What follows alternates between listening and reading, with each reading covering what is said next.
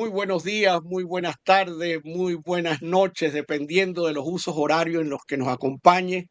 Saludo a toda Hispanoamérica, a los venezolanos que se encuentran en cualquier parte del mundo. Bienvenidos a este nuevo episodio de Venezuela como problema de la filosofía al diálogo. Les invitamos a suscribirse, compartir este episodio y enviarnos sus comentarios para seguir tejiendo este espacio de reflexión y encuentro. Hoy abrimos un diálogo que está en el corazón de los acontecimientos más dramáticos y desafiantes que ha vivido nuestra región en décadas. Un diálogo que se articula en torno a la tensión entre soberanía y poder, entre resistencia civil y presión internacional, entre invasión, captura y transición política. El 3 de enero de 2026 marcó un antes y un después para Venezuela cuando una operación militar ejecutada por fuerzas estadounidenses resultó en la captura del presidente, el dictador Nicolás Maduro y su esposa. A partir de este hecho, que para algunos representa una quiebra total del orden constitucional y para otros una oportunidad de recomponer el país, han surgido reacciones encontradas dentro y fuera del territorio venezolano. Debates sobre soberanía, acusaciones de intervención extranjera y versiones distintas sobre quién detenta hoy el poder real en Venezuela. En este escenario complejo, nuestro invitado de hoy tiene mucho que decir desde su práctica profesional y desde su experiencia en la vida pública. Ciertamente, tenemos el honor de contar con el doctor Gustavo Villasmil, médico cirujano y especialista en medicina interna, con formación en medicina de urgencias. Se extiende a la gestión sanitaria y pública con 2 maestrías, una en gerencia de servicios asistenciales de salud, que terminó con honores, y otra en gerencia pública, junto con un doctorado en ciencias políticas y un postdoctorado en organizaciones hospitalarias. Pero más allá de los títulos, la vida profesional del doctor Villasmil ha estado íntimamente vinculada a los desafíos de atender la salud de la población en los contextos más difíciles. Trabajó como adjunto y luego como jefe del servicio de medicina en el Hospital Vargas de Caracas, liderando equipos en condiciones de presión extrema. Más adelante, su paso por la gestión pública incluyó roles como superintendente municipal de salud, concejal metropolitano y municipal y secretario de salud del estado Miranda. Esta combinación de experiencia clínica y liderazgo en políticas públicas lo coloca en un lugar privilegiado para pensar sobre los desafíos actuales desde cómo se gestiona la salud colectiva hasta cómo se entrelaza con la situación sociopolítica que vive la Venezuela de estos tiempos. Hoy nos adentramos en un análisis que va más allá del dato noticioso. Hablamos de la resistencia ciudadana, de los significados de una operación militar externa que ha sido calificada como invasión, en otros como un acuerdo, ¿verdad?, entre el régimen y Estados Unidos, de cómo políticos dentro de Venezuela han respondido y de la transición institucional que se busca imponer desde afuera y desde dentro. La captura de Maduro no ha cerrado el conflicto, por el contrario, lo ha desplazado a nuevas arenas políticas, jurídicas y simbólicas. Sobre todo implica debates fundamentales sobre la soberanía y el futuro de la nación. Existen planes internacionales para estructurar una transición política en etapas, con propuestas de control de recursos económicos, apertura institucional y reconstrucción social, aun cuando esta fórmula enfrenta objeciones de sectores que consideran que tales medidas no respetan la autodeterminación de Venezuela. ¿Cuál es el papel de la resistencia actualmente? Hoy nos proponemos dialogar con nuestro invitado para pensar en voz alta sobre cómo este momento histórico nos obliga a reconsiderar qué entendemos por política pública, por comunidad, por el futuro de nuestra tierra. Bueno, sin más preámbulo, le damos la bienvenida al doctor Gustavo Villasmil en nuestro espacio Venezuela como problema de la filosofía al diálogo. Gracias por acompañarnos y por aportar tu mirada profesional, ética y reflexiva sobre la situación que vivimos, una situación que nos desafía a pensar con rigor sobre la salud, la sociedad y la justicia en estos tiempos de transición y conflicto. Bienvenido, doctor. Muchas gracias, profesor Alzuru, profesor Herrera. Tiempo sin vernos, sin compartir un café como en otros tiempos, pero bueno, siempre con la esperanza puesta en ese necesario reencuentro, porque hay encuentros que son necesarios. Muchas gracias. Vale. Y, Gracias. y, y este ciertamente, en general, el encuentro de quienes llevan a Venezuela como un problema en el corazón. Yo creo que se presenta, se pone sobre la mesa de una manera muy clara. Porque en razón de lo que ha ocurrido, apenas unos pocos días, aquí hay que recordar una advertencia que en su día hiciese Luis Beltrán Guerrero. Y voy a empezar a citar a los que han pensado a Venezuela. Últimamente estoy dedicado a ello. Nosotros nos encanta ese problema muy de los positivistas del siglo XIX, que lo bueno es lo que se escribía en francés, y después de la Segunda Guerra Mundial lo bueno es que era lo que venía en inglés. Yo con eso tengo serias dudas porque no he visto sino desde esta ventana privilegiada que es el hospital, el Universitario de Caracas, he visto pasar los los restos, los despojos de tanta teoría traída en paquete de latitudes en donde nuestros dramas simplemente no interesan. Entonces vamos a empezar por reivindicar a los nuestros y no precisamente en un ejercicio de provincianismo, de chauvinismo filosófico, sino porque tenemos necesidad de ir sobre los que nos han pensado en el pasado y empiezo citando a uno de ellos, a Luis Bertrán Guerrero, que bien refiriéndose a los positivistas del círculo, inmenso círculo positivista que rodeó al gomecismo, dijo de ellos, es que desesperados por la libertad terminaron acogidos a un nuevo despotismo. Pero cuidado con esto que está pasando, porque en este momento, y aquí vuelvo al tiempo actual, es una frase Herrera, lapidaria. sí, uno se siente presionado a mostrarse feliz, exultante, casi que mandatorio, expresar un regocijo bueno, sin límites ante lo que pasó aquí el 3 de enero. Entonces, cuando uno frunce el ceño y dice, mire, pero ¿cómo es esto?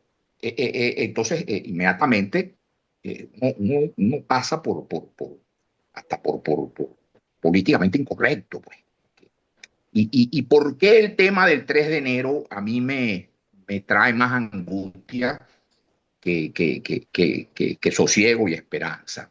Bueno, porque aquí, por ejemplo, habría que recordar, buscando la historia de esta Iberoamérica nuestra, había que recordar, Jonathan, profesor Herrera, los temibles, los terribles años de la famosa enmienda Platt. Orville Platt, senador republicano estadounidense, que era el chairman, ¿cómo se llama allá? El vocero del Comité de Relaciones Exteriores, que a la nueva e independizada Cuba, después de la guerra de independencia y tras la guerra hispano-estadounidense, le impone prácticamente un mandato que tiene muchísimo de parecido con el que se nos está imponiendo a nosotros. ¿Cómo no? Usted puede tener su presidente, usted puede tener sus instituciones básicas, en fin, pues eso sí, si usted quiere contratar deuda, si usted quiere legislar sobre ciertas materias, si usted quiere tomar ciertas posiciones en política internacional, tiene que venir, pasar por Washington a consultar con nosotros. Incluso, para que no quepa duda de lo serio que iba la amenaza, ahí está Guantánamo Bay, la base de Guantánamo Bay de esa época. Incluso la isla de Pinos, un tiempo, ya no es así, desde el año 34 del siglo pasado, dejó de formar parte del territorio de la nueva República de Cuba porque los mexicanos se la reservaban para ellos, fines militares, intereses de la geopolítica de aquel tiempo. Esto no es ni siquiera el estatus de Puerto Rico. Yo recuerdo a mi padre, que en gloria a Dios esté, paladín de la salud pública venezolana. Mi padre se forma en la Universidad de Puerto Rico, en salud pública, porque era la única manera que tenía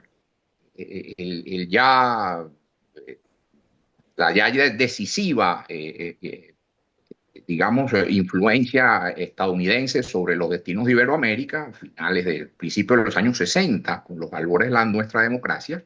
Era la única manera que había de formar a alguien en la mentalidad estadounidense, pero en español, porque papá nunca supo, siempre se resistió al verbo to be, pero radicalmente.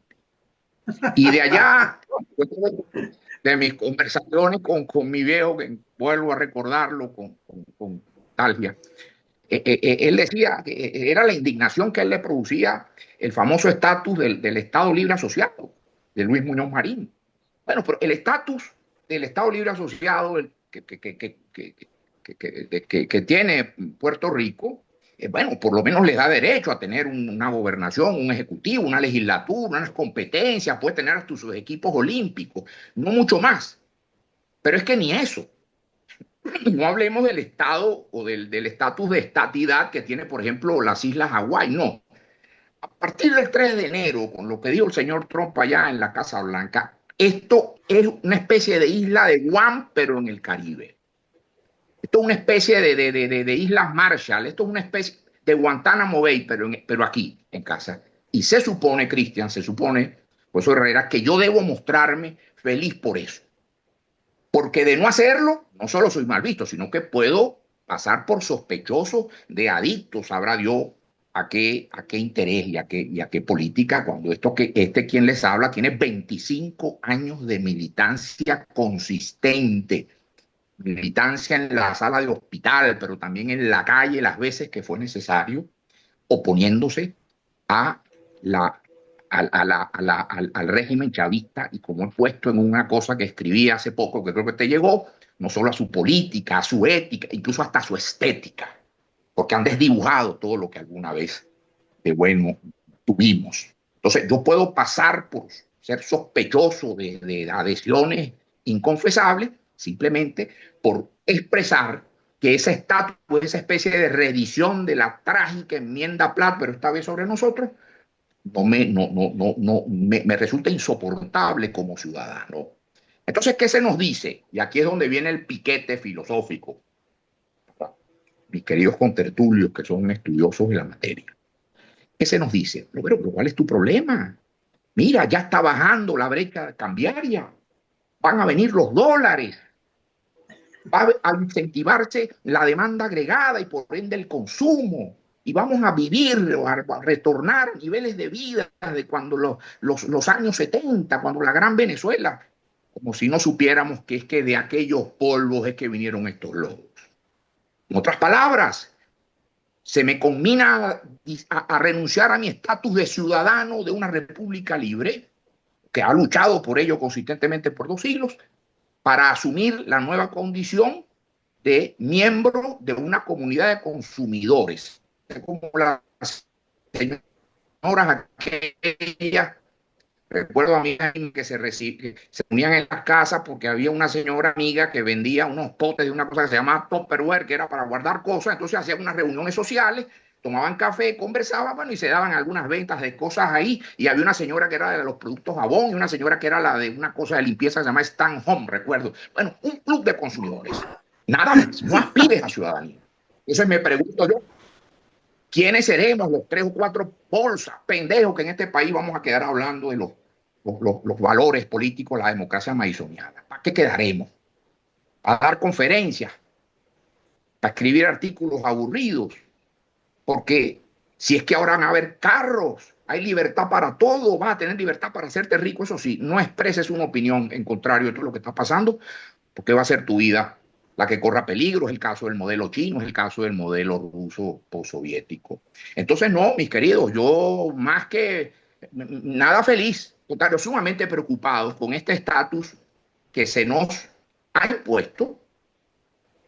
Los tiraron de un avión y con el que además yo tengo que sentirme feliz y esperanzado.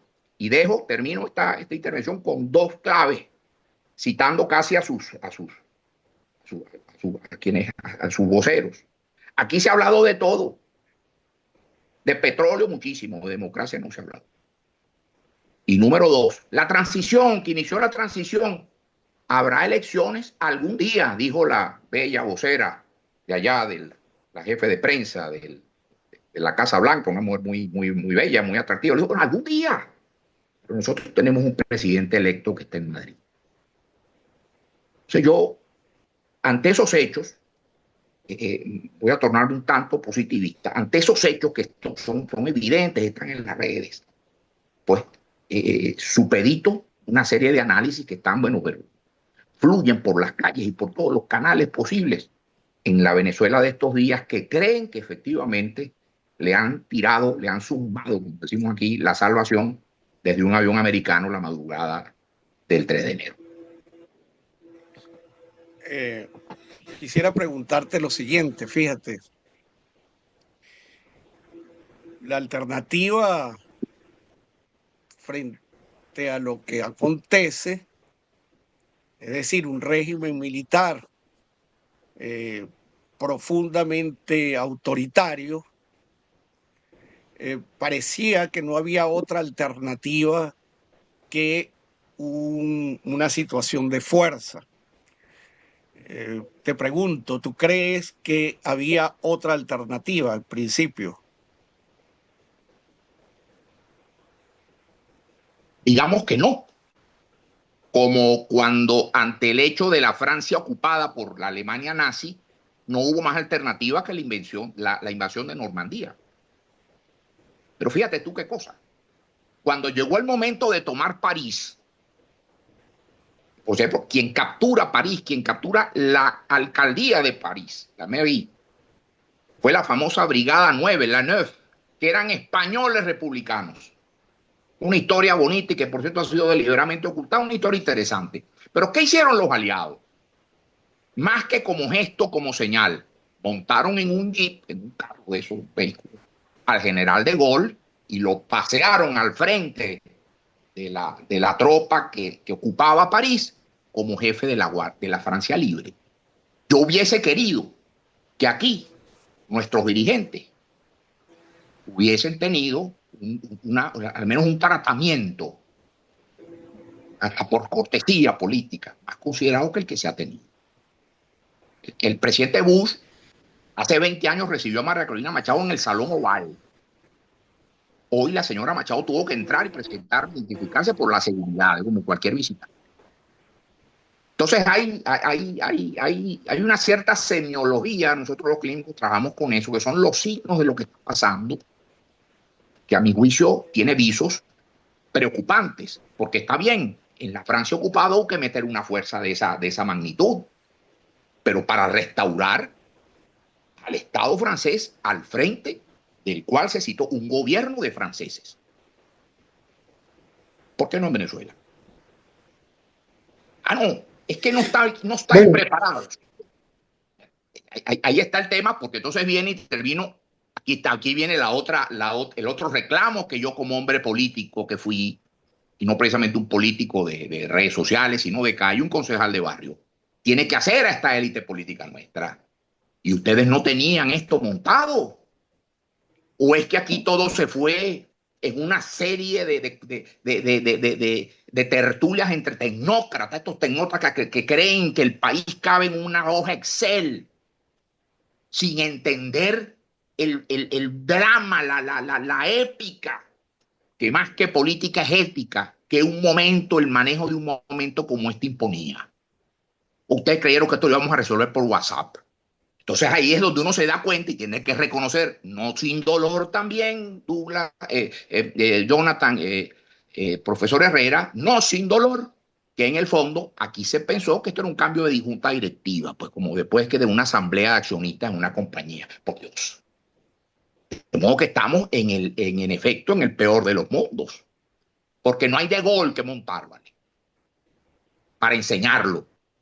Porque parece que no hay Estado que reivindicar o que de alguna manera plantear o mostrar para reconstruirlo, ciertamente, sino que lo que estamos en prácticamente un territorio devastado en el que alguien tiene que venir con una política que se parece mucho a lo que intentaron franceses, ingleses y belgas en la sufrida África, que es una política de lo que Charles Tilly llamaba un state building. Esto hay que hacerlo desde abajo, este país no sirve para nada, hay que armarlo como taquitos de Lego. Y eso yo, que vengo del mundo sanitario, que soy hijo de un gabaldoniano, de los hombres que salieron al lomo de mula a derrotar la malaria en este país, entiendan, queridos amigos, que no es algo que yo pueda deglutir sin arrugar el ceño, que es lo que ahora parece estarme siendo exigido socialmente. Eh, Sí, a mí bueno, me... yo pienso que, me permite, Jonathan, Sí. yo pienso que es diferente la situación porque justamente de lo que tú hablabas al principio, está muy vigente en este momento en Estados Unidos. Digamos, hay una doctrina, hay una concepción, bueno, que nos mira como el patio de atrás. Lo han repetido muchísimas veces en sus conferencias. No todo, por supuesto. Por ejemplo, Marco Rubio no lo ha hecho. Marco Rubio habla del barrio, que compartimos el mismo barrio. Pero, pero elevados personajes de la Casa Blanca hablan nuevamente del patio de atrás. Y bueno, creo que esta es una realidad inevitable porque es el hombre que está mandando y que tengo la sospecha, la casi la convicción de que no va a ser por poco tiempo, porque el otro partido, digamos el partido alterno, el Partido Demócrata, no está precisamente en su mejor momento. Sobre todo porque, bueno, ha tenido mucho desprestigio, etcétera.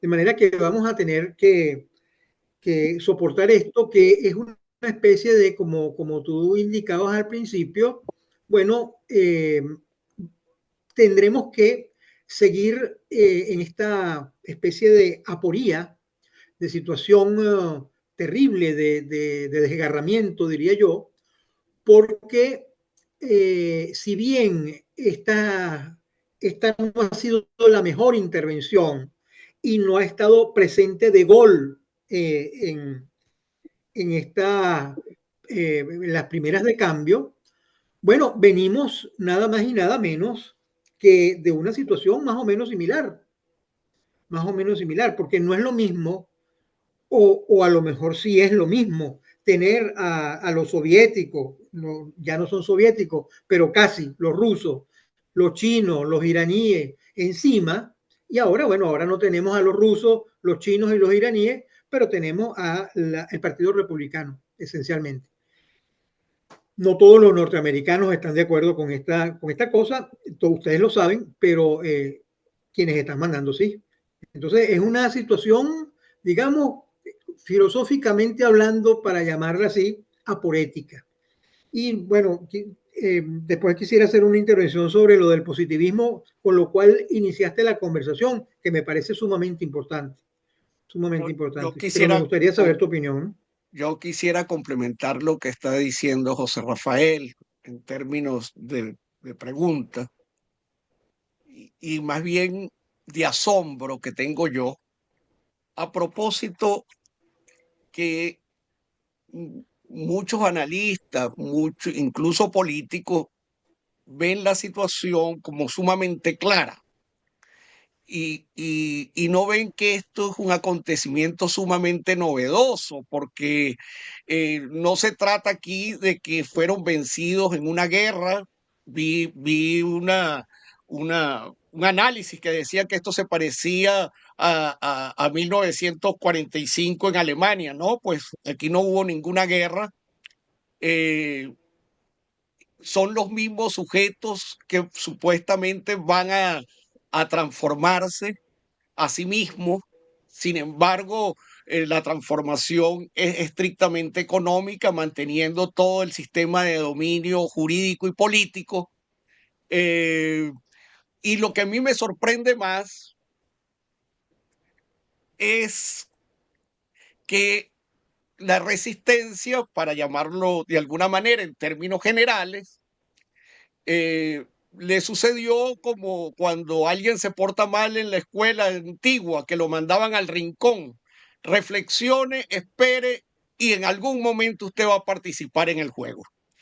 Eh, a mí me sorprende eso y quisiera saber tu opinión, porque yo tengo más dudas, incertidumbre, porque es demasiado novedoso lo que está sucediendo. Es decir, no hay ningún paralelismo histórico que uno pudiera decir exactamente se parece a esto. Pues no, yo no lo he encontrado. ¿Qué opinas tú de estas dos intervenciones? Bueno, fíjate, Jonathan, ciertamente no ha habido una guerra, pero sí, caramba, pero se le parece bastante en sus resultados. Los indicadores, cualquier indicador, no digo yo sanitario, social, que en Venezuela, que se pueda mostrar, es de verdad propio de un país que haya vivido la experiencia de la guerra. Fíjate, ¿por qué tú notas esa ligereza, la facilidad con la que muchas personas arriban a conclusiones tremendas, pero casi con un automatismo algebraico? Caramba, debe ser que yo no estoy viendo aquí ciertas cosas. Hay que tener mucho cuidado con lo que una autora muy importante que me ha acompañado estos años, Anne Applebaum, llama en su análisis sobre la tragedia de las democracias en el mundo, llama la nostalgia restauradora. Esto es muy interesante. Yo crecí, está aquí donde estoy en mi casa, Caracas, esto es una urbanización de clase media de 50 o 60 años, cuyos muros declaran la profunda decadencia que en los muros de sus casas vive. Tú ves el deterioro de las viviendas, uno trata más o menos de tener esto, pero esa promesa de la casa propia, el carro, el fin de semana en la playa, el viaje a Miami, que fue posible en un país, años 60, años 70, en donde un dólar compraba más fuera que dentro. Entonces, ¿por qué uno ve a tanta gente que tiene problemas para llegar a la compra mínima en el supermercado una semana, que tú la ves tan esperanzada, tan decididamente a favor de lo que ha ocurrido, incluso apostándole a ellos toda su esperanza? Porque en el fondo va ahí la evocación nostálgica a la restauración de lo que fue. Ahí yo creo que eso entraña un peligro terrible, porque se ignora que nosotros estamos pagando precisamente esa deconstrucción moral que en nosotros suscitó el rentismo petrolero. Decía otro gran venezolano olvidado, quedó para nombre de plaza, algún liceo, pero nadie lo lee. Me refiero al gran Mario Briceño Iragorri. Si el venezolano prepetrolero vivía en aquello como mis abuelos en el Zulia, una pobreza digna, de domingos en la iglesia, aunque no se hubiese para desayunar, y no solo por el ayuno eucarístico, sino porque no había nada. Terminó convertido en un venezolano postpetrolero que aspiraba a vivir de la renta y nada más. Y eso configuró el alma venezolana de un modo tal que cuando ya no hubo quien repartiera satisfactoriamente esa renta, vuelvo a citar uno de los nuestros, a Diego Ortiz Turbaneja, que nos decía, algún trabajo suyo, que la gran obra maestra de la política venezolana de los 40 años había sido el evitar que todo el mundo se pusiera bravo el mismo día. En los años 60, 70, 80, bueno, se ponían bravos los sindicatos, pero las cámaras de empresariales y comerciales estaban contentas, el ejército, el clero, etcétera, etcétera. En fin, nunca había, la sumatoria de contentos era siempre superior a la sumatoria de enojados. Pero un día, y por eso yo no puedo hablar sino desde estos hospitales en los que vivo desde que era un muchacho, estando yo en el Vargas, querido hospital escuela de guardia, resulta que todo el mundo se puso bravo el mismo día. Y esa bravura nos trajo hasta esto. Me refiero al febrero del año 79, el Caracazo. Entonces ahí, eso de la sociedad consustanciada, integrada, que éramos, esa narrativa se deshilachó y la vimos. La recibimos sin vida, en el cuerpo sin vida de un muchacho, de tantos, en aquellas horas, en aquellas madrugadas. Pero hay quien cree, entonces en virtud de que, bueno, ya el modelo de repartición no funcionó, vamos a buscarnos otro. Y este señor nos los ofrece. Entonces llegamos al año 98. Y ahí pues la historia ya es más contemporánea y todo el mundo la maneja. Entonces hay que tener cuidado con no cuidar los polvos que, repito, conformaron los lodos en los que hoy nos agotamos, porque nos los han advertido.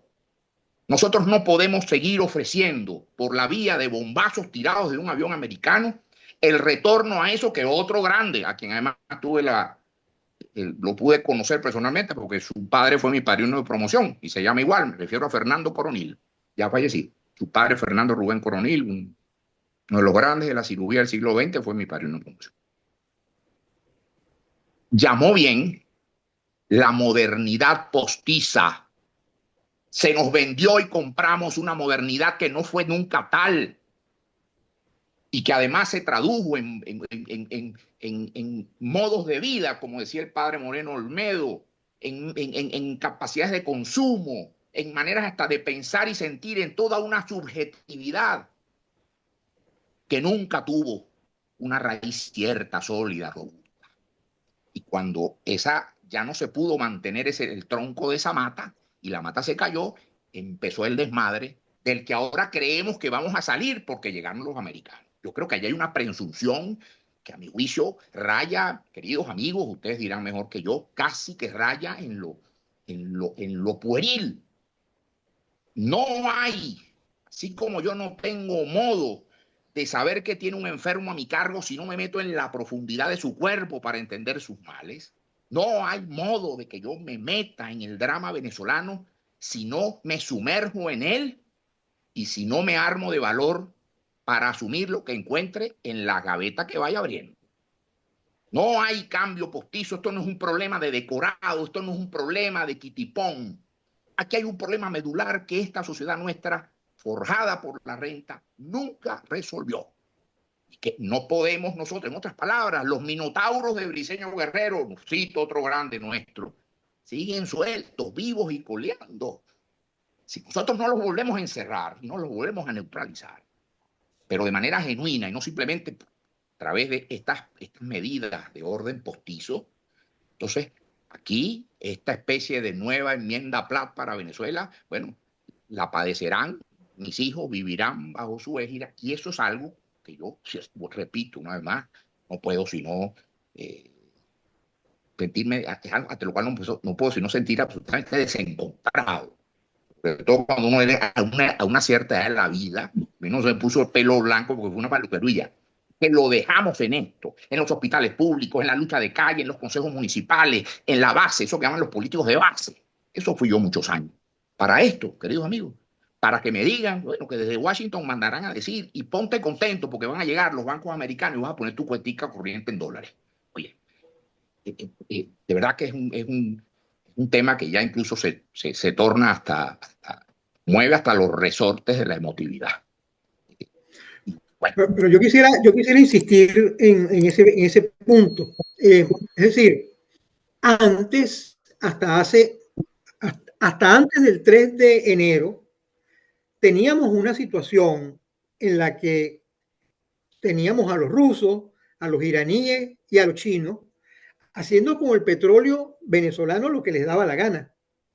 Ahora vamos a tener a los norteamericanos haciendo con nuestro petróleo lo que les da la gana. Pero es que, digamos, no era ninguna alternativa a la anterior. No es porque esta sea una alternativa, pero es que tampoco lo era la otra. Entonces, el problema está en cuál es en esta situación, como decía hace un momento, de desgarramiento, esta situación, digamos, la llamaba Kant la anfibología, eh, la posibilidad que nosotros tenemos, porque es que además, y me quería hacer referencia ahora al positivismo, uno de nuestros grandes males, uno de nuestros mayores males en la historia contemporánea venezolana es haber asumido, después de el espíritu de la ilustración que iluminó a la generación independentista, haber asumido su hijo putativo, que es el positivismo. Es decir, asumimos el positivismo para justificar además líderes, caudillos, héroes. Es decir, Venezuela Heroica es un libro positivista que nos hace ver como si nosotros fuésemos los hijos casi de la Grecia antigua, pues, de los dioses griegos. Bueno, eso es positivismo. Positivismo es la historia contada por Gil Fortul. Es decir, una historia vista de héroes. Es la historia el gran líder que tiene que lidiar con este poco de monitos tercermundistas y poderlos levantar, porque es que si no, estos monitos no van a servir para nada. Eso es un poco Gómez, fue un poco Guzmán Blanco. Es decir, toda esa tradición positivista no es que nos haya servido para poder evitar esta especie de confrontación en la cual estamos insertos en este momento, sino todo lo contrario. Ha sido precisamente el positivismo, que por cierto fue quien fundó la Escuela de Medicina de la Universidad Central de Venezuela, porque sus grandes protagonistas eran positivistas, como Racetti, por ejemplo. Bueno, ahora tenemos, esos son también parte de nuestros viejos, ¿cómo se llama? Lodos con los cuales tenemos que lidiar hoy en día, ¿no? Una cosa verdaderamente terrible, porque lo que estamos metidos es en un berenjenal, creo yo. José Rafael, Bueno, bien. yo un solo detalle, un solo detalle, un solo detalle. Eh, eh, en esa disyuntiva, lo que yo veo que está entre las dos, que está en las dos, exactamente en las dos, es el mismo sistema que nos ha oprimido durante 25 años. Antes estaban con los chinos y los rusos y ahora el mismo sistema, Exacto, es decir, que nuestra exacto, lucha, exacto. la pregunta es, ¿dónde está nuestra lucha? Hacia dónde, cuál es el No, horizonte o de cómo nuestra lucha? salimos, ¿no? ¿Cómo salimos de esto? Exacto, ¿cómo salimos de esto? Claro, Porque estamos, digamos, en una situación más o menos similar. A lo mejor, un poco como para poner un ejemplo, yo recuerdo cuando yo fui para la Unión Soviética, que todavía existía la Unión Soviética, y yo me monté en el avión y veía por dentro que aquello parecía el de la Aeroflot, parecía una nave militar, ¿verdad? Una cosa oscura y digamos, no había este plástico blanco, ¿no? Que hay en los aviones que uno usa, sino que era una cosa como metálica, así como era de hierro, pues, la cosa fuerte, la cosa, bueno, ahora no vamos a tener eso, vamos a tener la cosa de plástico, con aire acondicionado, bonita, pero en el fondo estamos en la misma situación. ¿Me comprende? Entonces, y tomando a partir del punto que nos ofrece el profesor Herrera, aquí entonces viene un poco viene el momento propositivo. Permito, profesor Herrera, con todo respeto, una Hacía corrección falta. fraterna. Nuestra medicina es de raíz profundamente ilustrada. Nuestra medicina venezolana está inserta en la gran tradición de la ilustración hispana. Cuando uno estudiaba en bachillerato, uno le hablaban de la ilustración con I mayúscula, no lo decían, pero estaban aludiendo a la ilustración francesa. Esa fue una, hubo otras ilustraciones, incluso mucho más cercanas a la nuestra. El positivismo, la arremetida positivista, fue una verdadera arremetida, acabó con la arquitectura de la ciudad y una serie de cosas, vino cuando los hijos de la generación libertadora asumieron que había que arrancarnos de la piel, teníamos que arrancarnos de la piel todo lo que sugiriera herencia hispana, porque eso era sinónimo de atraso, y que al contrario había que unirse al carro del progreso, que después de la independencia ha sido el otro gran mito iberoamericano. Orden y progreso, eso lo dijo el doctor Rafael Valecillo, que fue el primer positivista venezolano, incluso antes que Adolfo Hermes, que era médico, por cierto. Nuestra facultad es ilustrada del año 27, pero ciertamente cae de rodillas toda la generación posterior a la independencia, cae de rodillas ante el tótem positivista, empezando por el doctor Racetti. Yo enseño en la escuela de medicina que lleva su nombre, pero soy muy crítico, a empezar de su deontología, que es una especie de juego kantiano, muy interesante, sí, pero que yo le digo a mis estudiantes, vamos a ver de qué nos sirve esto a la 1 de la mañana cuando tenemos un drama de estos que vemos aquí con un paciente al que no hay nada que ofrecerle. Pero bueno, que yo estoy ya con la T aprendida para aprenderlo en la facultad sin contemplaciones. Porque Venezuela no puede guardar contemplaciones a nada ni a nadie cuando está viviendo un drama como el que transita. Así hay cuidado con fulano, uno vaya a decir, no hay que decirlo. Es por ello que desde esa profunda crítica, que por cierto, en la figura de nuestro santo venezolano, San José Gregorio Hernández, ya lo podemos llamar así, que estudió en la misma escuela en la que fue Racetti. Claro, Gregorio Hernández llega a París en 1891, el año de la famosa Exposición Universal, se estaba levantando la Torre Eiffel. ¿Y de qué se da cuenta el muchacho de Isnotú, con un título de médico ganado en Caracas? ¿De qué se da cuenta? Que debajo de esa belleza de la Belle Époque, cuando todos vamos de turista a París, vamos inconscientemente buscando a la Belle Époque, aunque no sepamos que sea eso. Debajo de esa belleza que había, no eso que bien nos describieron dramáticamente los narradores de la literatura realista francesa del siglo XIX, me refiero a Flaubert, me refiero a Balzac, Víctor Hugo, los niños de las cloacas de París, etcétera, etcétera. Entonces dijo, no, aquí hay, detrás de esta belleza hay algo terrible. Por eso es que San José Gregorio Hernández, que estudió con los mismos maestros y en las mismas escuelas, regresa a Caracas, pero regresa profundamente tomista y se da el famoso debate sobre el darwinismo en la Academia de Medicina. ¿Qué quiero decir esto? Ya hubo alguien que dijo, y que hoy está, podemos citarlo, además debemos citarlo porque está en los altares de la santidad, yo cuidado con esto. Cuidado con este paquete de promesas, porque en este popurrí de cosas hay algo que no luce consistente. Y entonces, es cuando yo me animo, ahora sí a decir, como creyente que soy, con mi santo colega al lado, me atrevo a decir, cuidado con este popurrí que se nos está ofreciendo. Porque ya esto lo hemos vivido, y aquí la clave histórica es importante.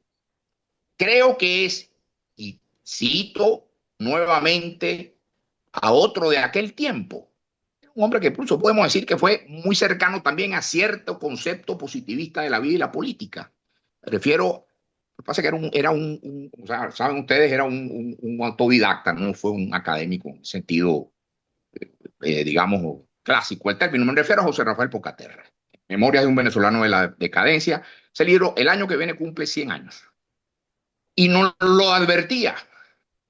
Ojo con aquello de vivir como sea. Porque decía, hay dos tipos de venezolanos. El que está dispuesto a vivir como sea y el que solo está dispuesto a vivir como debe. Aquí el tema del deber, de conjugar la vida en términos de lo que se debe hacer y más de lo que y no tanto en términos de lo que se quiere hacer, es fundamental. Entonces, ¿a quién le voy yo con este discurso, profesores amigos? Al muchacho residente de primer año de medicina interna que gana $20 mensuales y trabaja 14 horas diarias en el hospital, a la enfermera que tiene que vender productos por catálogo porque el salario es risible. Yo no le puedo ir. Yo le tengo que ir con esto, con ese llamado al deber, con este aldabonazo a las élites venezolanas. ¿Dónde están? Pendientes de lo que digan en la Casa Blanca. Las élites venezolanas, que son en el fondo las grandes responsables por su pecado de omisión, una tras otra vez, lo decía Vicente Uragorri, Venezuela sufrió la traición de los mejores, de sus mejores hombres. Bueno, en esta oportunidad yo las conmino, les exijo que aparezcan. ¿Para qué? No para que reclamen privilegios, o para que reclamen estilos de vida basados en sus añoranzas. No, para que ejerzan el rol ductor, y estoy utilizando el término élite en el sentido de Durkheim, el rol ductor al que están llamadas. Eso es un llamado de carácter moral. De lo contrario, nosotros no seremos más que una republiqueta bananera con petróleo, que bueno, viviremos un poquito mejor que en Honduras, pero en el fondo con el fino trágico encima de toy country, de país de juguete, al que algunos venezolanos no estamos dispuestos a recibir al menos de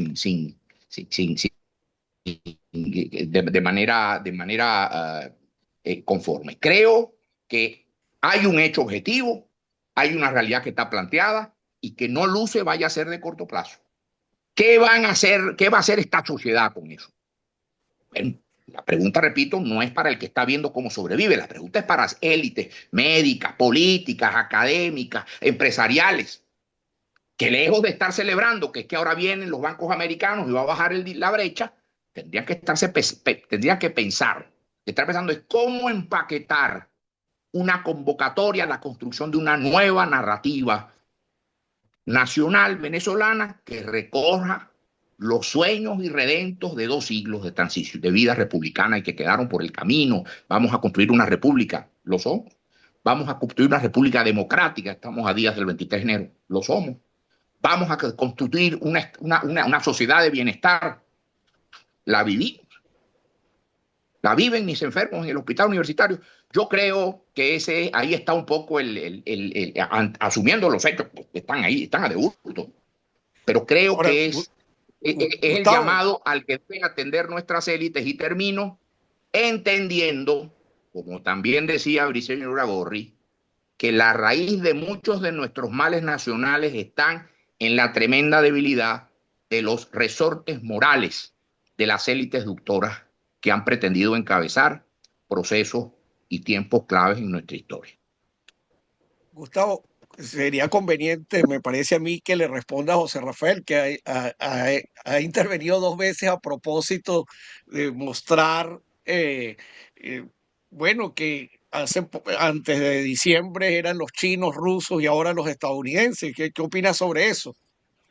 Claro, es un hecho, a eso pensé que había olvidado, pero sí, lo ratifico. Estamos cambiándole el color al candado. Y eso, bueno, puede traducirse en algunos réditos inmediatos, pero que por ejemplo, el tema de cierto cepo, en el tema económico, etcétera, etcétera, pero que en absoluto, profesor, me disculpa si no fui yo del todo claro, pueden los que están llamados a decirle algo a este pobre país, a este país sufrido, en absoluto pueden convertirse en los grandes argumentos a escribir. Bueno, es que ahora podemos ir para Florida y nos van a abrir el consulado para que nos den visa para Miami. Date por satisfecho con eso. No. Yo ahí siento yo ahí creo que las resistencias morales y el impulso moral de nuestras élites se torna tremendamente anémico, y de ahí la angustia, la desazón, a veces hasta el desagrado que uno públicamente expresa ante lo que, repito, y tendrían ustedes que verlo, es prácticamente un motivo de regocijo nacional. Lo que ocurrió aquí basta ir uno a cualquier sitio, gente feliz, porque ahora sí, lo que estamos cambiándole el color a la cadena. La cadena siempre será. Sí, bueno, por otra parte, yo pienso que quien conozca la estructura del Estado norteamericano y digamos cómo funciona, sabrá que es una corporación. Estados Unidos es una corporación enorme, ¿no? Es un negocio, digamos, y no da puntada sin dedal.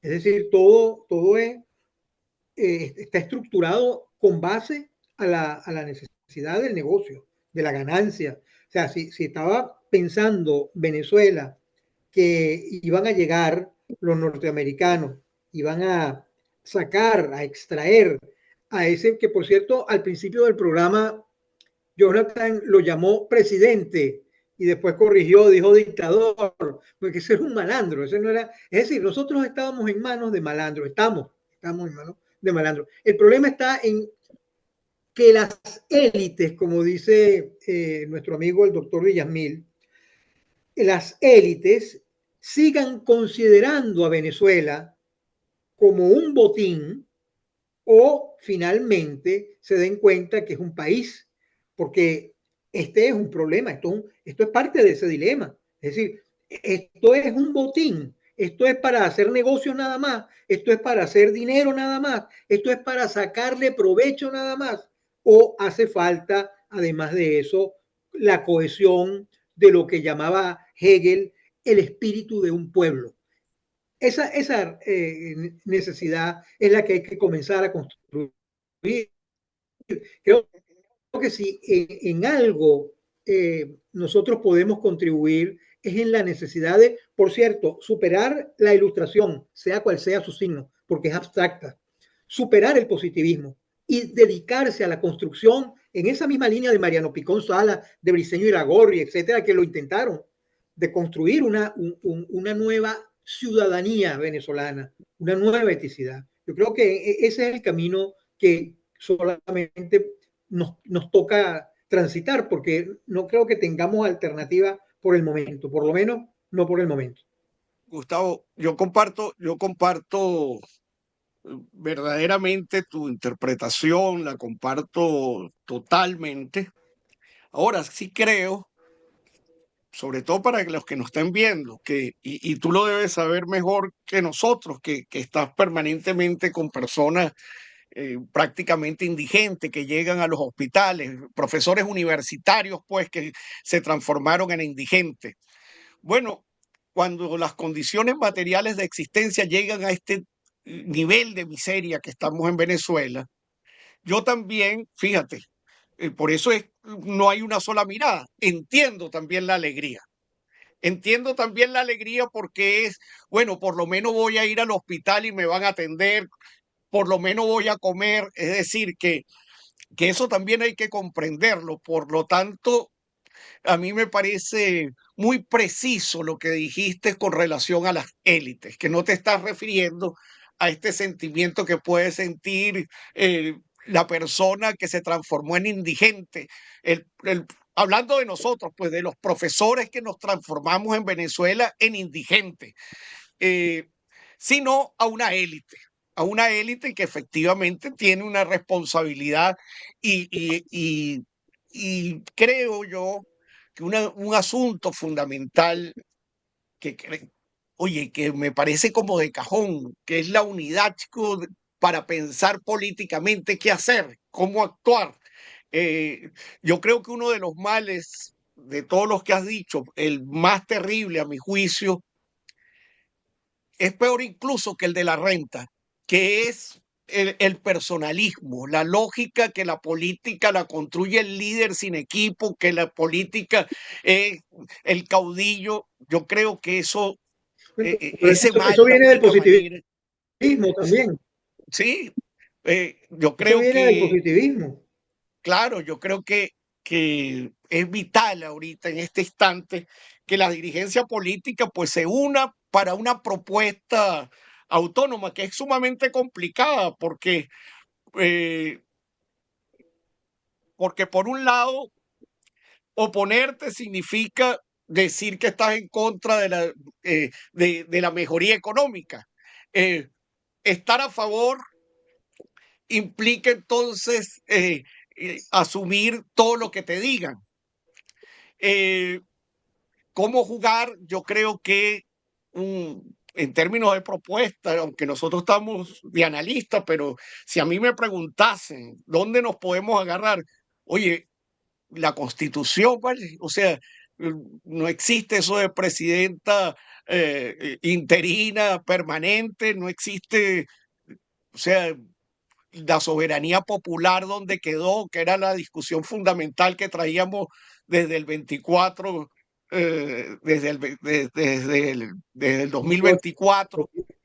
Bueno, ¿dónde quedó eso? A mí me sorprende que, que prácticamente ahorita está derogada la Constitución y, y sigamos tan tranquilos, pues.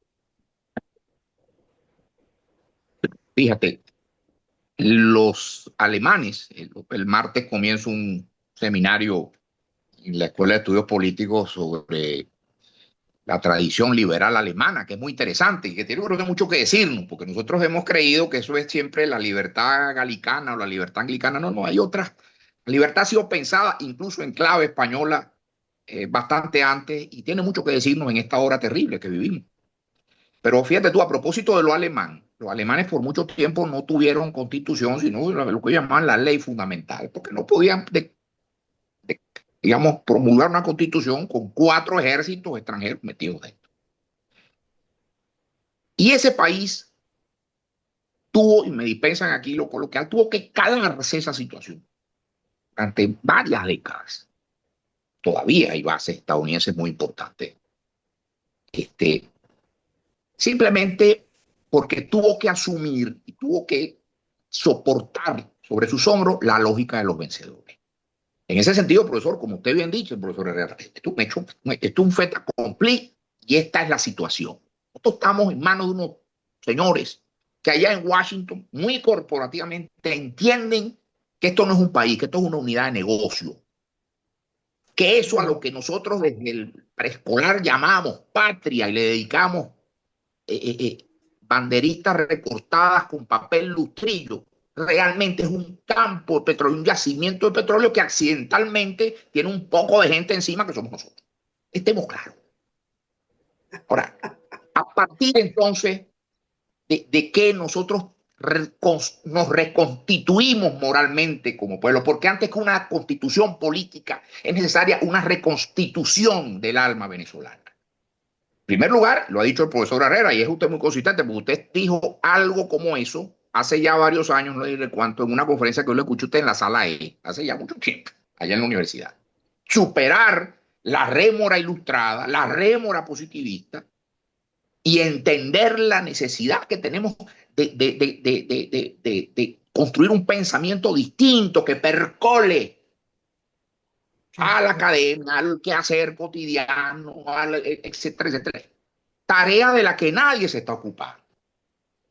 Incluso, probablemente, y me refiero a los esfuerzos que se hacen, por ejemplo, Jonathan, tú desde el lejano Chile,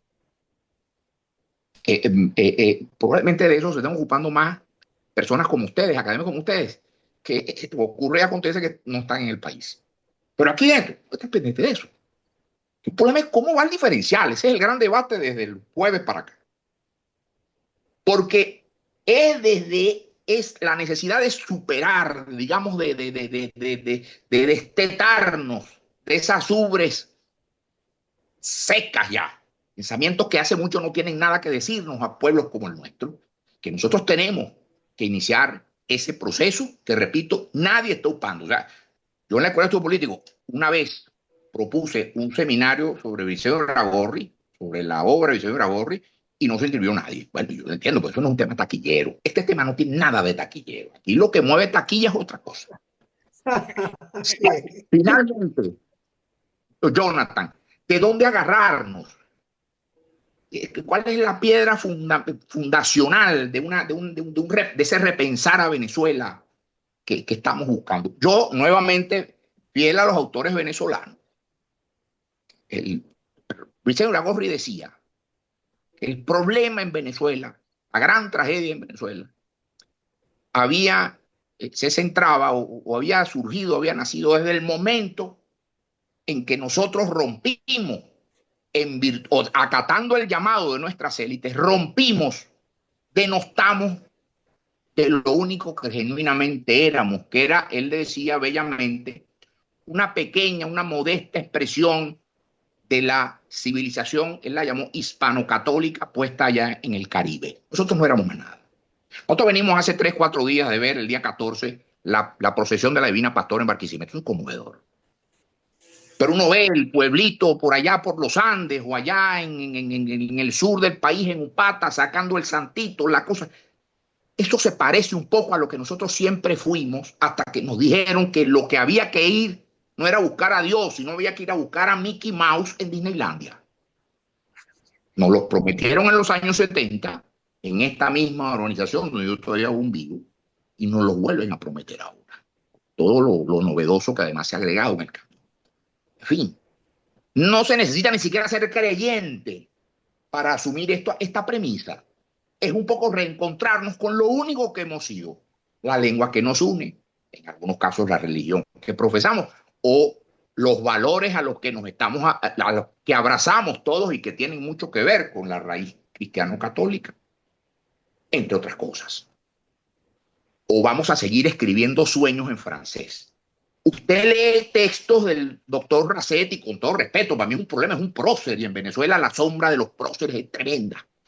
Son textos que son a veces rayantes en lo ridículo, pero están sacralizados.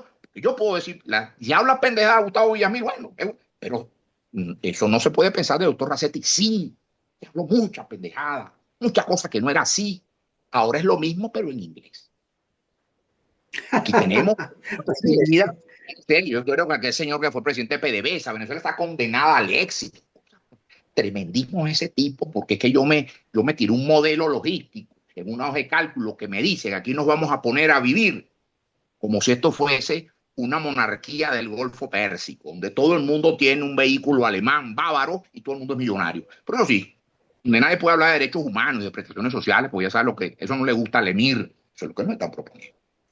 Entonces yo creo que aquí hay que hacer un esfuerzo más allá de lo técnico, incluso más allá de lo político. Hay que hacer un esfuerzo primero que nadie está asumiendo, porque nadie incluso intuye que hay que asumirlo, que es el esfuerzo por la reconstrucción de eso que bellamente Hegel y muchos del pensamiento alemán que le siguió llamaron bellamente el Volksgeist, el espíritu del pueblo. ¿Qué somos? ¿Un pueblo o un poco de gente pisataria en un terreno? Ese es el gran drama, ese es el gran debate venezolano es esto, y no asumirlo en esta circunstancia que está dada, está dada y que yo no voy a negar. Bueno, estamos llegando al final de nuestro programa. ¿Quieres decir últimas palabras, sobre todo para las generaciones jóvenes, para el que te está escuchando? ¿Cómo cerrarías tú con una idea central?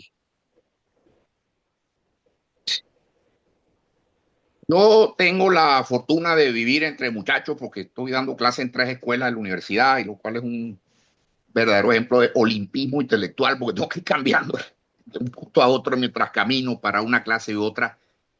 Pero más allá de que vaya a hablar yo sobre cardiopatía isquémica, o vaya a hablar de estadística paramétrica, o vaya a hablar de liberalismo alemán, hay una convocatoria, hay un ethos, más bien, que yo comparto les pongo a mis muchachos que vienen a la universidad a veces en medio de necesidades indecibles, cualquiera que sea la carrera y el objeto de estudio que les ocupe. Yo soy, esto creo que no sé quién si lo decía Germán Arciniegas, se me ocurre, se me escapa ahora. Él decía, yo soy la lengua que habito. Yo soy el verbo, el logo que yo de alguna manera encarno, que yo de alguna manera gloso. Eso es lo único. Con todas sus limitaciones, sus tragedias, sus contradicciones, sus miserias. Pero es lo único que yo. O sea, aquí vemos nosotros, porque hay muchachos que entonces están muy felices, porque como el abuelito italiano, entonces le dieron a él un pasaporte italiano. ¿Pero qué italiano tienes tú? O no, mire, estoy muy feliz por eso, porque fuimos para Papúa y me dieron la visa americana, ahora es que van a darlas aquí. Yo estoy muy feliz porque ahora puedo ir. ¿Y tú crees que eso te hace uno de ellos? No incurras en ese personaje trágico de don Octavio Paz en El laberinto de la soledad, que era el Pachuco, el hijo del inmigrante mexicano ilegal en los 50, que bueno, tenía ciudadanía porque había nacido, y esa sociedad le dejaba ver por la vitrina, pero no le abría la puerta para que entrara. Nosotros no vinimos ni a ser los nuevos pachucos del siglo XXI, ni a que tu hijo, en virtud de tu nueva ciudadanía europea basada en los huesos del abuelito, vayas a sumarte a las filas del paro en España, en Italia o sobre. Nosotros somos un país, una comunidad que es política, que es jurídica, pero que tiene que comenzar siendo una comunidad espiritual. Cuando yo veo cosas como la Divina Pastora en Barquisimeto antier, que es después de Guadalupe y de Fátima, Portugal, la advocación mariana la más grande del mundo, yo digo, aquí hay una tecla común en la que nos puede sonar a todos. Por ahí yo creo que deberíamos nosotros tratar de pensarnos algo. Lo mismo que en nuestros profesores, en nuestro posesor, y no es que yo me haya metido aquí a hacer un maestrillo de manual de las cívicas bolivarianas allá de López Contreras, es porque es lo único que tengo, lo único que soy, y desde allí es que siento que tengo que comenzar a construir. Tengo la impresión, o al menos quiero creer, que mis estudiantes esto por lo menos acusan recibo y lo entienden. Otra cosa es que lo lleguen a compartir, que así sea. Bueno. Amén. Amén. Muchísimas gracias, Gustavo. Ha sido un gran placer. Lo importante de este programa es que nos ponga a pensar. Y creo que tú nos has puesto a pensar y eso es fundamental en este momento. Queremos decirle a nuestros oyentes que vamos a ausentarnos hasta el mes de marzo porque vamos, aquí en Chile tenemos vacaciones, pero también queremos dedicarnos a pensar, tal como nos ha invitado Gustavo. Yo creo que es un momento eh, para pensar que lo podemos hacer quienes eh, miramos los acontecimientos desde la perspectiva intelectual. El político no puede dedicarse a pensar, tiene que actuar y esa es una gran diferencia entre el político y el analista. El político tiene que pensar, pero tiene que actuar. Un gran problema, a mi juicio, de estos 2 últimos años es que nuestros políticos se dedicaron a conversar en WhatsApp, a hacer entrevistas, a interpretar lo real y no actuar. Y cuando tú no actúas, otros actúan por ti. Bueno, muchísimas gracias. Nos despedimos. Un gran placer. Hasta luego. Recuerde darle a la campanita, darle me gusta, dejar sus comentarios, compartirlo. Hasta marzo que nos veamos. Un gran abrazo. Siempre.